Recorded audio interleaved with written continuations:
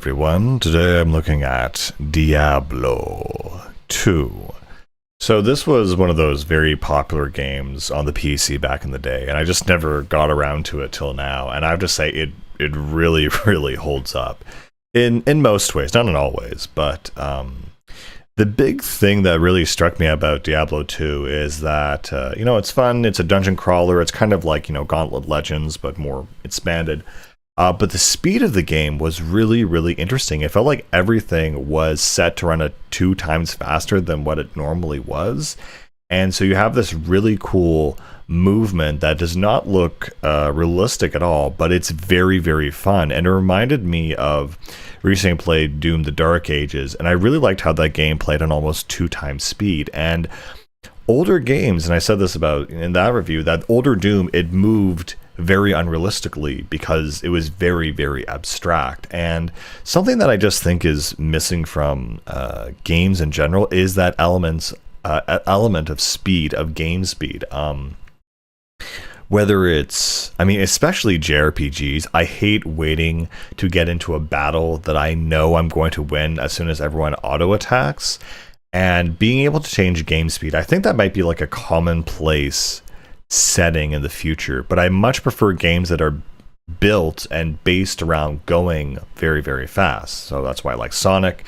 And I think a very modern example of probably my favorite PC games in a while was Neon White, where it's an FPS kind of strategy racing game where you are incentivized to go as fast as possible, and it feels like you go very, very fast. I think you can also play I'm not sure if you can play that game in VR, but it'd be very cool. Anyway, I'm getting off track, but Diablo's speed feels really good. I also love the setting, the aesthetics, the sprites. They're very old school. They have a lot of soul. They're very, very interesting to look at. Even though, every few levels or areas or so, you can tell they're just reskinning basically the same enemy. Each of the designs are very, very well designed. They're very interesting. They're very cool to look at.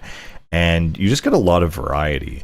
I also found it interesting that at a certain point, if you did die in a run and you went back to that same area, it would repopulate it with slightly different enemies, which really incentivizes players kind of returning to it. It's a little RNG element that I found to be very enticing. Oh, great, they spawned a bunch of trolls, and I died, but now that I go back, they've spawned these other enemy types, which are actually more easy to deal with, and actually that gives me more incentive to try again, which is, I think, really good. Some very interesting things too, as well as the map. I've never seen a game where they just overlay the entire map over the screen in opacity or opacity. It's very interesting. It's a very interesting choice, and I don't necessarily mind it. I think there's a way to change. There's certain hotkeys to change the opacity of the map itself. To make it almost translucent, which I did, and it kind of is a weird gameplay experience that I think, UI guys might tear their hair out and like give it a big no-no today, but I kind of liked it because you could focus on combat, and when you want to look at the map, it's already technically there. It's just so slight and so faded. It's just in the foreground, literally, and of course you can make it go away, but when you're first exploring an area, you want to have a very quick look, and technically there's nothing quicker than looking literally right in front of you. So it's cool that you have like these 2 planes of overlying information, and because they're at different kind of levels of vision, that you can look at them at different times just by focusing. I don't know, I think that's a very novel, interesting it's a UI design choice. To just layer stuff on top of each other and just make it translucent. This is, again, a tangent, but I'm just so sick of all UI post 2016 being squares and boxes and being so functional. And then Persona 5 came out and reminded everyone, hey, UI can be sexy. It can be actually really freaking cool. Anyway, I digress again. Another thing Diablo 2 does very well, even compared to modern games. So yeah, speed, UI. I played as a paladin, and I don't know. It just killed things. It's interesting how most of the gameplay revolves around you just clicking things, and there are just a few things I didn't actually figure out till kind of near the end of the game because it suited me so well, which is that I didn't realize you can assign something to your left click. I thought your special was only a right click move, and I'm like, oh no, wait, I can assign my AoE passive to my left click or right click and have my like area of attack thing, or my main attack being the other click. I just thought you just had to have your main attack be a normal attack, and I didn't realize you could swap that until like pretty late in the game. I also didn't realize that when you're teleporting, you actually just teleport to different warped stones or warp pads earlier in the game. I thought you had to go to the guy with the boat and the caravan to bring you between worlds, but I realized, oh no, wait, you can just teleport, because by the end of the game you're in a secluded location and you can't talk to anyone to bring you back. So, oh, am I stuck here? It's like, no, you can actually go all the way back to the beginning of the game. I guess another thing that Diablo 2 does really well is its music. This was something I wasn't expecting, and it wasn't the kind of music I was expecting. I was expecting big orchestral, demonic, trumpets and orchestra and whatnot. But instead, in the opening area, it's like very chill, mellow guitars and just kind of like weird, ethereal, kind of medievalish, but not really. It's still like a modern theme. It's a modern style of music. And I don't know, it just hit me like it's not trying to, the music isn't trying to fit the theme. The music is trying to fit the mood that you're playing a game that's just super chill or something. I don't know. I found it very, very interesting that the music in this game, it just creates an immediate mood, and it's very cool. Unfortunately, it didn't really carry over well once you got through the rest of the game. You have the first starting area, which is kind of like forests and plains and villages and very medieval style stuff.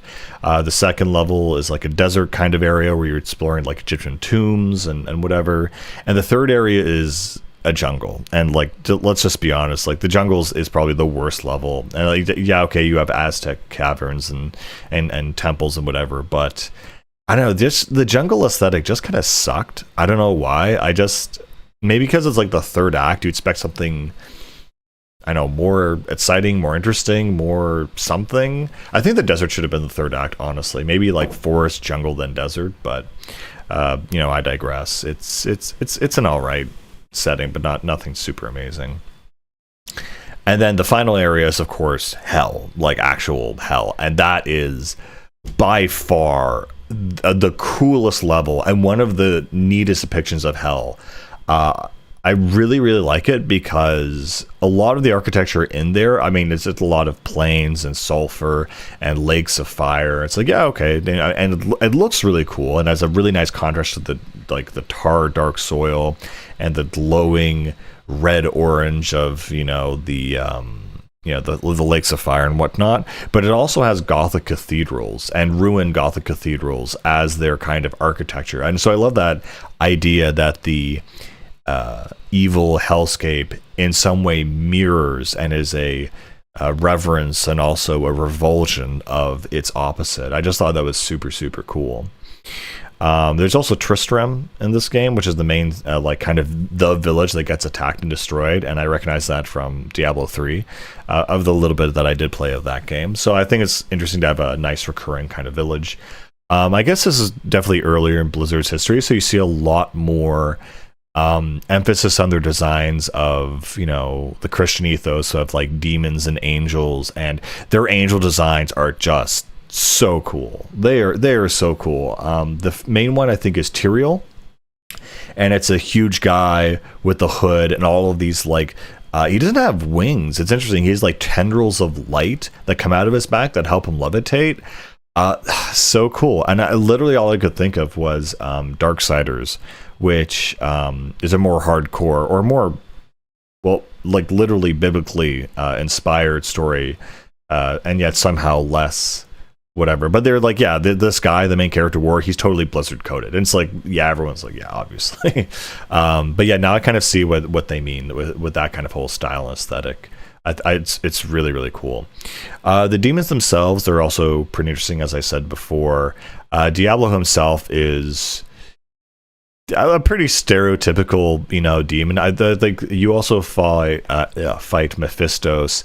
There's also Baal, who's like a recurring character in the cutscenes, but you don't actually get to fight him, I believe.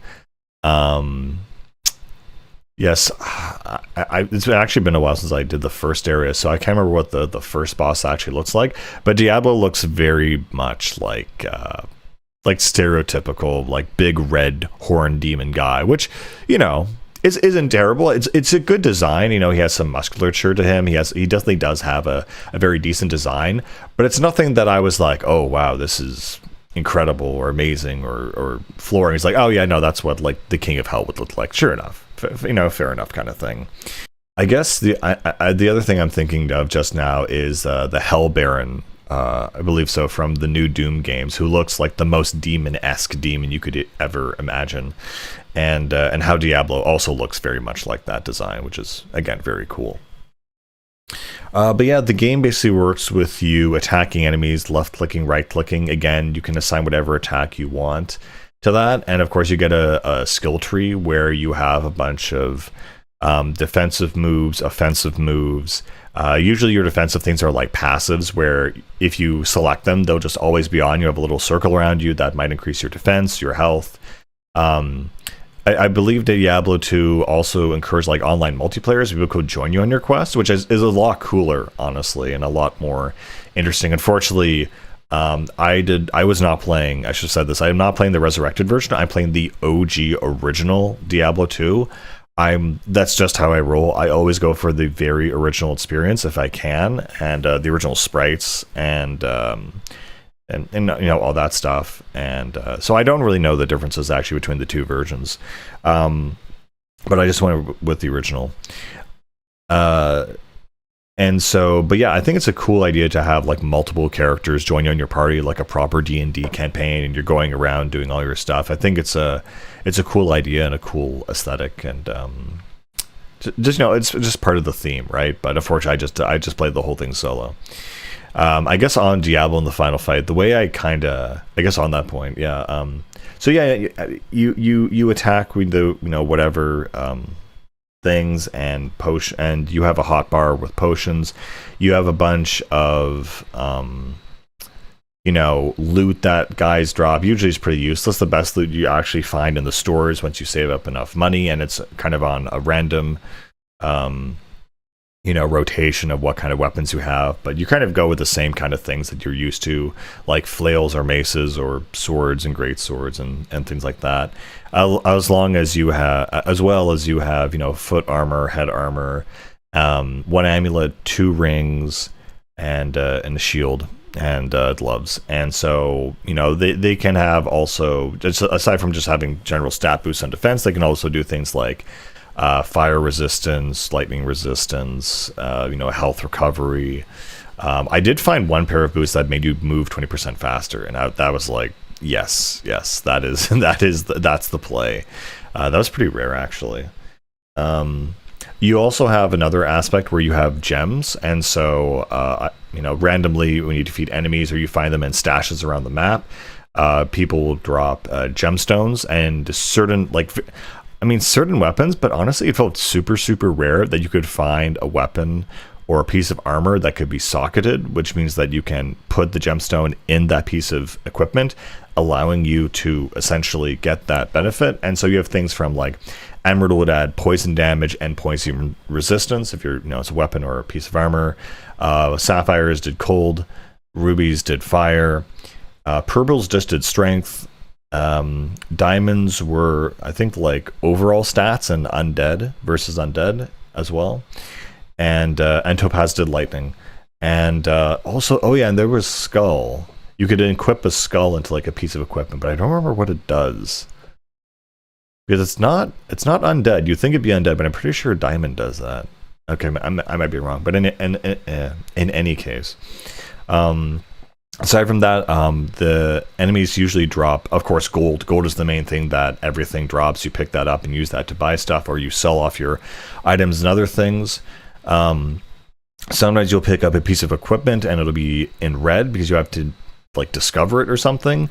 And so you can either take it to Deckard Cain, who's the main guy at the beginning of the area, of every area, who'll identify it for you and it'll reveal its stats, and you can sell it for a higher price. Or you can use a scroll of identify on it to figure out what it is, as well as a scroll of return to town. And so that's just a way to teleport out of like a sticky situation. And you have also other potions like thawing, antidote for poison, sprint when you run out of sprint, because you do have a sprint meter or stamina meter. And of course, it's health, magic, and rejuvenation, which is actually still health, but just it's an instant thing. So it's kind of an end game meta mechanic where so a normal health potion, when you activate it, it'll take a while to fill up. It won't immediately just add your hit points back up. It'll be like, okay, we're filling back up. So if you're in the middle of a fight and you're getting swarmed and swamped by a million guys, that's not going to cut it, because even as you're filling up, they're going to keep bringing it down. And so they can kill you. Even if you do a full heal, they can kill you before you fully heal. So you need to be really cautious and careful how you handle that. And of course, so the end game is using a combination of normal heals, and then when they're just mashing your health down, you use a rejuvenation potion to get it back up. And mana works pretty much the standard way you think it would work. And yeah, you have health, mana, all your equipment. And it's cool that you can equip belts. And the kind of belt you equip, you can get extra slots for how many potions you can carry on your hotkeys, which is just number 1 to 4. And they kind of like go downwards as you use them, which is cool. But yeah, a lot of this game, I find that the best moves are the things that mess with mobs the most. And so, it was kind of like, again, the skill tree was a little bit difficult to figure out at first, because it's always in this set menu, and I didn't realize there were a bunch of tabs on the right side for all of my like passives. Like I thought there was just one skill tree. There were actually 3 skill trees, and I just didn't figure out till like halfway through the game. We're like, oh wait, what's defensive moves? I'm like, oh, there's a whole other skill tree for all these other moves. And I found it to be pretty confusing, because the way you were leveling up and the speed you were leveling up, you will only really max out one skill tree, or at least discover one skill tree. Like you don't actually get a lot of skill points. So I guess they do that to encourage a lot of different playthroughs. You can do different, you think you have 4 different classes, from like Necromancer, Barbarian, Paladin, and the last one, I forget what it is. And you also have different skill trees, I guess, where you have a whole array of different things that you can do, which is pretty interesting. And I've seen some builds that are just insane. But yeah, a lot of moves, they're either going to be things that are active, like Sacrifice. You take 8 hit points of damage, but you will have increased strength and accuracy on your normal hit. You could have things like Zeal, which just attacks everything around you. And so the real play of the game is honestly figuring out what AoEs you can create, because this game is mostly just a bunch of mobs, a bunch of like just hordes of enemies coming at you, and just dealing and just clicking on them and getting them to die. And it's a very repetitive but very addictive gameplay. Like this is peak old school PC gaming, in the sense that I'm just up until like 2 or 3 a.m. and I don't realize it. And that hasn't happened since games like StarCraft, where you are so immersed in something you don't even realize it. And Diablo 2 is one of those games. Like it absolutely is such a classic. I guess on that point too, I didn't even realize that you could buy the original Diablo 2. I had to like search for it and realize, oh yeah, you can just go to blizzard.net and just actually download it, but you have to like kind of search for it a little bit. Which is interesting or nice. So yeah, I guess on what happened with the end game boss, because honestly, I was coming to the point where I just thought this actually isn't possible. I should quit this. And actually, there were 2 times that happened where I just thought this is too difficult. One time was the desert final boss of that area. He just kept freezing me, and there's nothing I could do. Like he just kept freezing me, and I was so slow you can't even run away. So I just realized, oh yeah, you just go to this guy and you just buy cold resist, and it's like in the desert, and he's attacking with a bunch of fire attacks. And yes, okay, freeze is a status effect, but I didn't realize freeze, like making the character slow, is actually a cold effect. Like I realized I was blue, but it didn't make sense for a thing that was attacking me with fire that it was freezing me, or with red things. It was anyway, I was just super confused. But yeah, apparently if it's blue, it's cold. It's a very old school video game thing where something has a specific color, it is of that element, no matter what, basically. So I just had a bunch of cold resist, and he couldn't freeze me. I could run away, attack him, run away, attack him. That was good. So it's like, okay, cool, I found a strategy. And the second time was at the very end of the game, where it's not even Diablo. I mean, Diablo was very, very hard for sure, but the area before Diablo, right before him, there are like 5 seals you have to open. And it's interesting, when you click one of the seals, like a bunch of enemies will spawn, but once you kill that group of enemies, you never have to fight them again. Unlike the regular rundown, is that if you die, or if you leave, actually I'm not sure if you teleport. I definitely know if you die though, all the enemies in the world respawn. And they swap also the enemy types out for like, you know, trolls for goblins or whatever. So when you die, it's really, really frustrating. Well, not really, I guess, at least on that part. I think it's fair. When you die, you lose all your money, but none of your equipment. This isn't Dark Souls. Well, I mean, actually, that is Dark Souls. You you lose all your money, but you keep all your equipment, and you don't lose your level or anything. And honestly, money is just used for buying more powerful equipment when you come across it, which is pretty rare. Usually, when I would get to the first town, they kind of already have the best equipment in rotation at the shop, so you just visit the shop a few times and you find the best stuff. Aside of that, you can hire mercenaries to accompany you on your quest. So I did get a weird quasi multiplayer experience.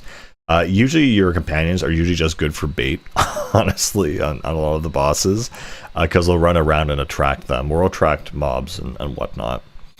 And so in the one area in the 5 seals, like one seal brought a bunch of like 5 ghosts. I'm like, okay, fine, whatever. But there's this one seal where it summoned probably the hardest enemy in the game, and it summoned not 5, not 10, but like 30 of these guys. That, like, they just filled the screen, and they were like the Demon Lords or the Venom Lords or something.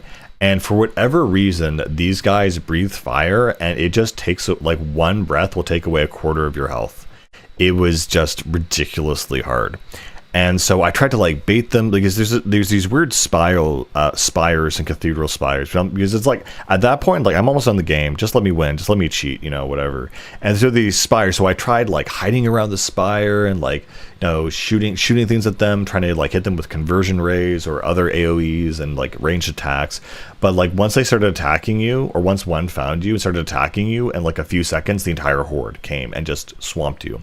So I just thought, this is actually impossible. It took me, like, I died at least 10 times to that scenario again and again and again.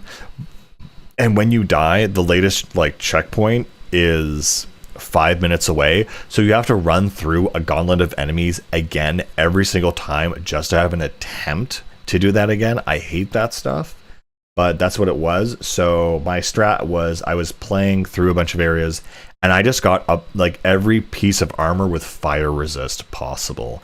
And so I got to that point, I got to the seal, and I just like I put on the armor of fire resistant god.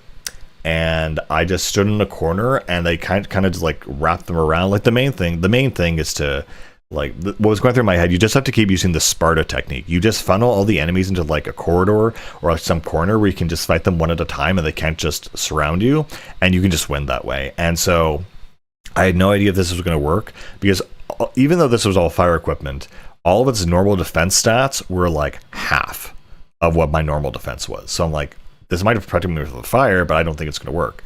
Anyway, it worked. And, you know, they would breathe fire on me, and I would just take almost like like not no damage, but I would take a minimal amount, and I had all of my potions and hotkeys, so I know I was good. And even though they were in the corner, only like I could fight, only 3 could fight me at a time. It just felt really good to get over something. I thought this is literally impossible, so it felt really, really good.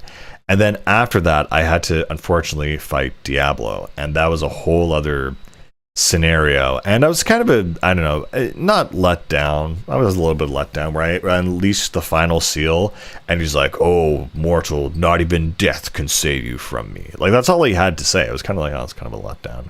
But anyway, with that battle, it was just a constant guerrilla hit and run tactics.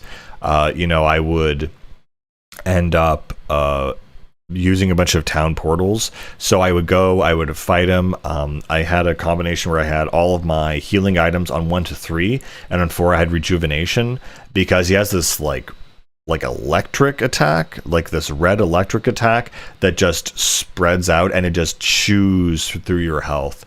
And so even though my health was like coming up, I needed that rejuvenation when my health was like razor thin, and it happened multiple times. And of course, if I died, I'd have to do that all over again. And so throughout all the teleporting and town portals, I probably used 10 of them, maybe 8, and trying different combinations. Like, should I use this passive, or might, or reflection, or holy fire? And so, but anyway, throughout that tumultuous thing of basically running and hiding, hitting him, running away, running out of all my potions, teleporting back to town, buying like 15 potions again, and coming back and doing a run and gun and hitting him. I finally beat him after like 10 of those. It was my heart was pounding. I was so nervous that I was going to screw it up, but I finally beat Diablo, and I was like, thank God. Which leads me, I think, to the maybe the last main aspect of this game, and ironically at the same time, something I would be interested in, but it's just so very small in this game, which is the story. So when so the story is that Diablo is, god of hell, and his summoners and whatever are basically summoning him and his minions into this world, or his friends like Mephisto and Baal. And I'm not sure if I missed the intro of the game, and the way it lays it out is an axe, and it's really just 3 main levels, which is like the forest, the desert, the jungle, and hell. And again, I guess I'm not used to this kind of gameplay style where it's kind of like action RTS. I guess it's kind of like League, which is funny because obviously Blizzard went off to make Warcraft, and that's more so kind of RTS inspired. But I wasn't used to this really cool thing where, there's a world map and there's all these places you can go, and as you walk around the place, you like fill in the map, so it encourages exploration.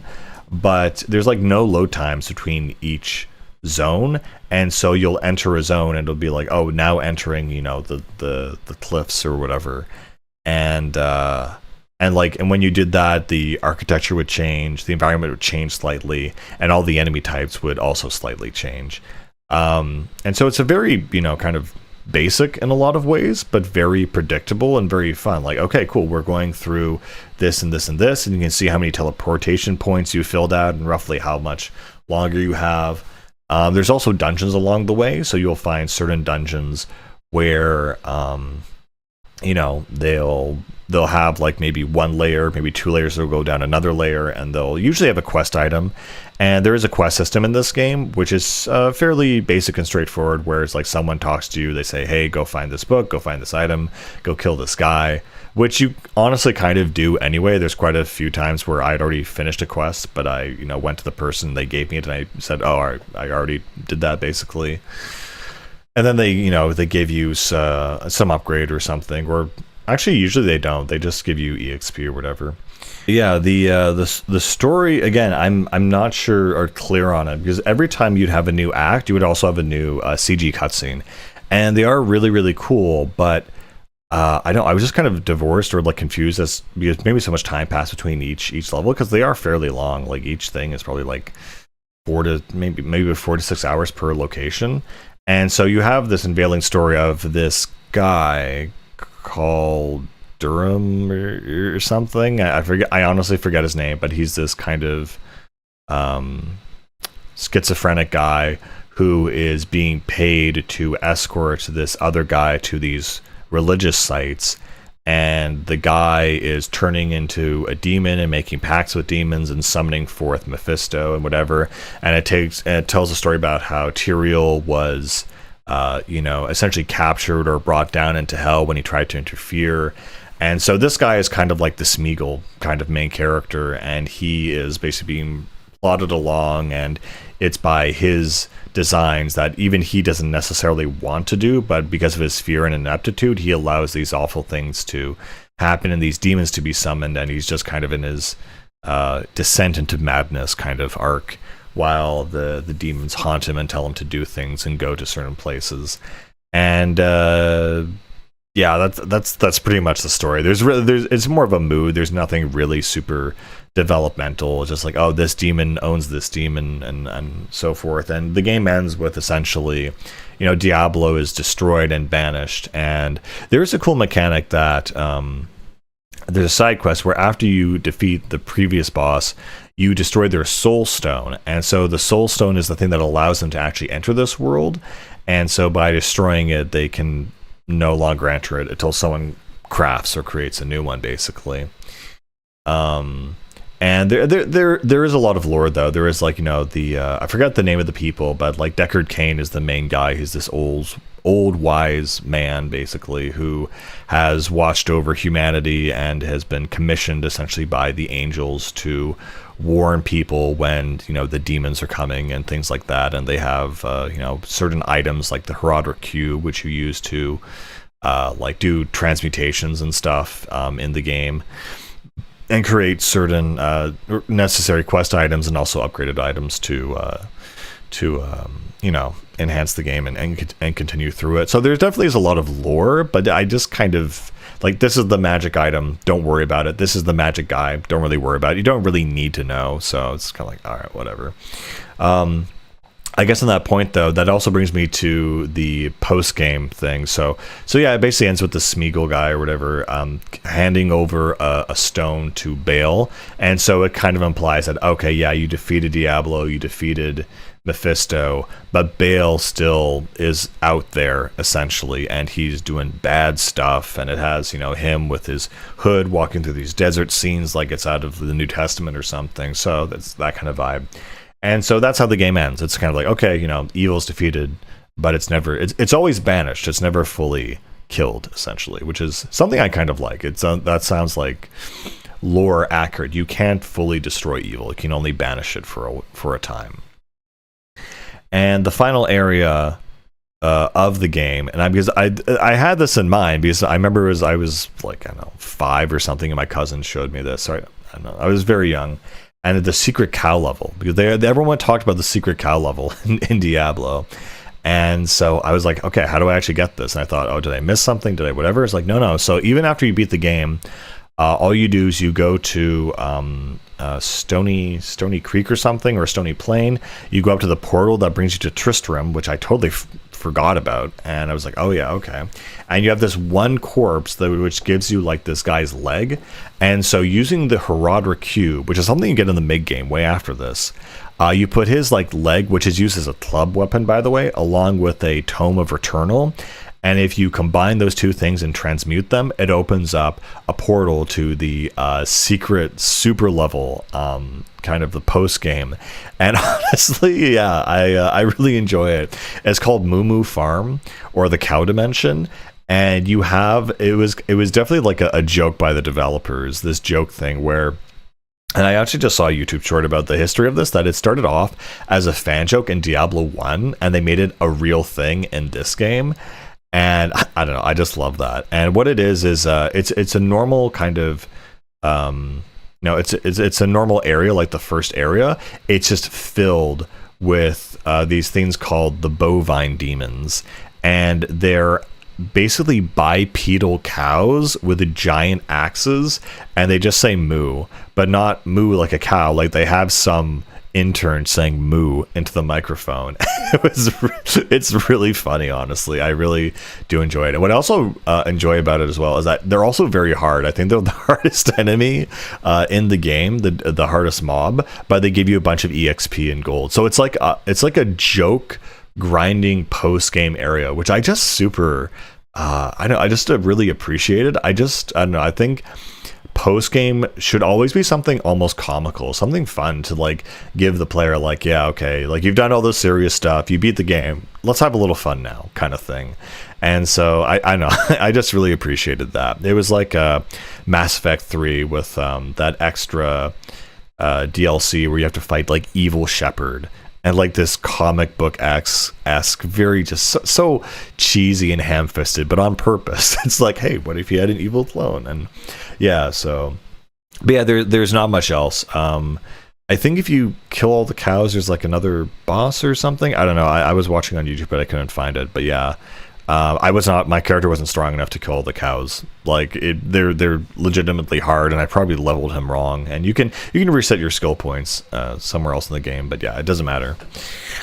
But yeah, no, I really enjoy that end game content. I don't know how I feel about this game. I think that's pretty much all I want to say. It's really fun. It's really great gameplay. And the music is pretty good in the first area, but it gets kind of repetitive, kind of boring. It doesn't change until you get to the next zone, basically. So, I mean, Diablo 2 does a lot of stuff well, but it kind of is lacking in some other areas. Also, that third level of the jungle is just so boring. It's so incredibly boring. I just don't care for it at all. I don't want to be there or go there ever. It just feels dark and boring and dirty and not interesting. There's nothing interesting in the jungle. There are like tombs and caverns and stuff, but they're not interesting. I don't know. It's just not an interesting location. I don't know what else to say about that. It just kind of brought down the pacing and the mood. And so for like that time after, I was playing with music through those to get me through those levels. And I guess that was the other thing too. A lot of the late game levels, they don't have very intense music. It's definitely there, but it's trying to be ambient, but it's so quiet you don't really notice. So yeah, I just blasted my whatever I had at the time. But yeah, no, I think that's pretty much it. All I want to say about Diablo 2. Really great game. I think there's definitely a lot of room for replayability. It is an absolute classic, and I'm so glad I finally got around to playing it, because it's kind of like exactly what I wanted, which is Gauntlet Legends on crack. It's fast, it's fun, it's a lot of fun. It's as a dungeon crawler, there's not really a story here, it's not really a strong mood here, but it's a very fun game, and I guess showed me that game speed clocked up is something that's really super crucial. And of course, just something I guess forgot to mention is that it maps out the map as you walk around. So every time you die, it's not like RNG, like just an infinite dungeon crawler. It's like, no, you're making progress, which is, I think, really important. If this was just a bunch of random dungeons that were just automatically populating, I would not care. The fact that someone designed and made this a certain way, and that I'm going through it and I'll never have to go through again, is a big incentive to me to just kind of finish it. Anyway, I think that's all I want to say about Diablo 2. It's a fantastic game. It still holds up today. I'm sure Resurrected is just as good. It seems very 1-to-1 kind of ratio.